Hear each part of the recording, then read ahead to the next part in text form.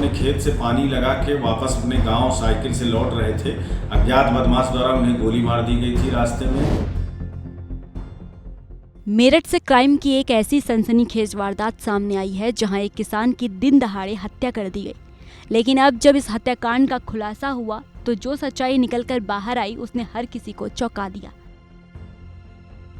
दरअसल मेरठ के थाना जानी क्षेत्र में 23 जून की शाम जब सुभाष खेत से लौट रहे थे, उसी दौरान दो आरोपियों ने उन्हें रास्ते में घेर कर गोली मारी और मौके से फरार हो गए। लेकिन इस ब्लाइंड मर्डर मिस्ट्री का खुलासा मेरठ पुलिस ने करीब 13 दिनों में कर दिया। पुलिस ने हत्या के मामले की गंभीरता से जांच की और कॉल डिटेल्स और पूछताछ के आधार पर 5 आरोपियों को धर दबोचा।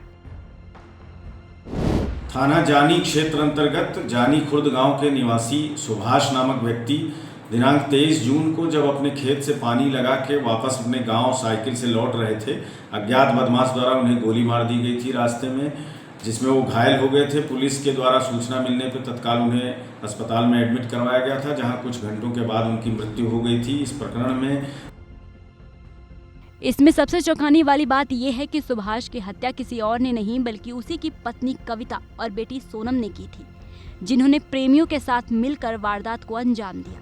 पुलिस के मुताबिक सुभाष की पत्नी कविता के गुलजार नाम के व्यक्ति से अवैध संबंध थे, वहीं बेटी सोनम का भी विपिन से प्रेम प्रसंग चल रहा था।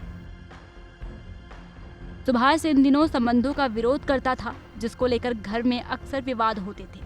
आए दिन के झगड़ों से परेशान होकर कविता और सोनम ने सुभाष को रास्ते से हटाने की साजिश रची। उन्होंने गुलजार, विपिन और उसके दोस्त अजगर उर्फ शिवम को हत्या की योजना में शामिल कर लिया। हालांकि पुलिस ने अब उनकी इस खतरनाक साजिश को बेनकाब कर दिया है।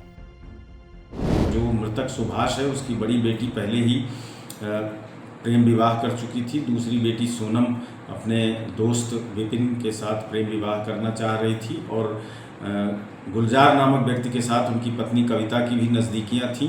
इन बातों को लेकर उनके बीच में आपस में वाद विवाद होता रहता था और मृतक सुभाष के द्वारा ये लोग प्रताड़ित किए जाते थे। इसलिए उनको रास्ते से हटाने की योजना इन लोगों ने, माँ बेटी ने बनाया।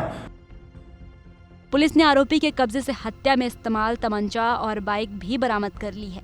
वहीं इस मामले ने एक बार फिर सोचने पर मजबूर कर दिया है कि जब अपने ही दुश्मन बन जाएं तो इंसान कहां जाए, आखिर किस पर भरोसा करे।